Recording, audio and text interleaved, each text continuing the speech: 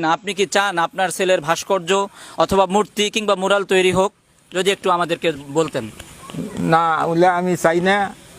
ইসলামী অনুযায়ী যেটা করলে ছেলের সওয়াব হবে, কবরে সওয়াব যাবে বা 10 ভাইয়ের কাজে লাগবে, সেটাই আমি চাই।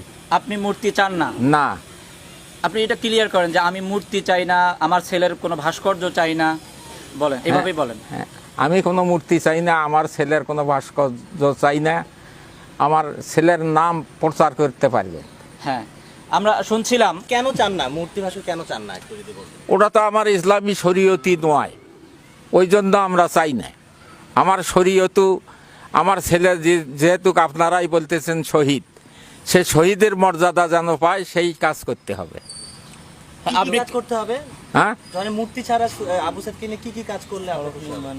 সড়ক নির্মাণ বা মসজিদ মক্তব এলে কিছু করলে, দান সদকা, এই সমস্তগুলা যেন ওই সবটা আপনার ছেলে পায়। যে অনেকে দেখা যাচ্ছে আবার তারে ভালোবেসে অনেক কিছু করতেছেন, কিন্তু তার মাঝখানে একটা জিনিস দেখা যাচ্ছে, আপনারা ভাস্কর্য বা মূর্তি এই ধরনের কিছু প্রতিকৃতি এই ধরনের কোনো কিছু বানানোর চিন্তা ভাবনা করতেছেন।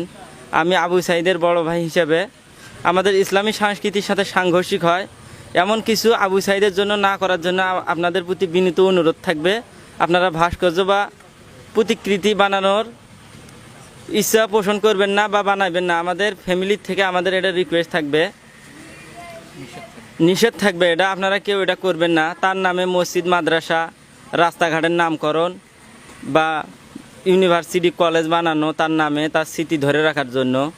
আপনারা সকলেই জানেন সে কিভাবে পুলিশের গুলিতে নির্মমভাবে শহীদ হয়েছেন, যার কারণে দেশ নতুন করে স্বাধীন হয়েছে। তাই আমি চাই তার নামে এ ধরনের কোনো কিছু না করা হোক, ভাস্কর্য বা প্রতিকৃতি এ ধরনের কোনো কিছু না করার জন্য বিনীত অনুরোধ করছি।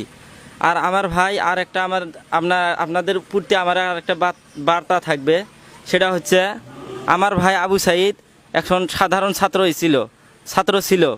সে অন্যায়ের বিরুদ্ধে প্রতিবাদকারী ছিল সবসময়। আমি ওরে সবসময় বলতাম যে এত প্রতিবাদী হলে হয়তোবা সমস্যা হতে পারে, অনেক মানুষ তো একবারে নীরব থাকে, তুই তো সবসময় প্রতিবাদ করে যাস। সে আমারে বলতো, না ভাই, অন্যায়ের বিরুদ্ধে প্রতিবাদ করে যতদিন বাঁচতে পারমু বাঁচমু, যদি মৃত্যু হয় তাহলে হবে। অন্যায় পথে থাকতে চাই না, ন্যায়ের পথে মৃত্যু হলে হবে।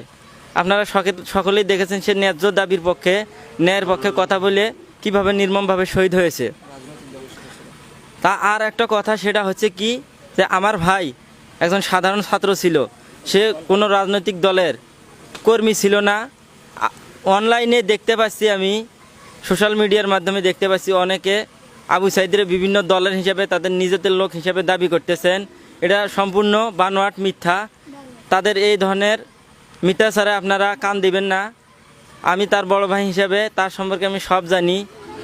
সে কি করতো না করতো, কোনো দল করতো কিনা, সব আমি জানতাম। সে একজন সাধারণ ছাত্র ছিল, তারে কেউ কোনো দলের হিসাবে চালাই দেওয়ার চেষ্টা করবেন না। সে একজন ন্যায়ের প্রতীক ছিল।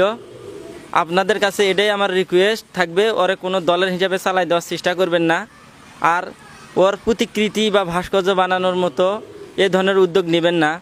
তার নামে মসজিদ মাদ্রাসায় দান করা, তার নামে মসজিদ মাদ্রাসার নির্মাণ বা রাস্তাঘাট নির্মাণ, এগুলোই করবেন। আপনাদের কাছে এটাই আমার আবু সাইদের বড় ভাই হিসেবে রিকোয়েস্ট থাকবে।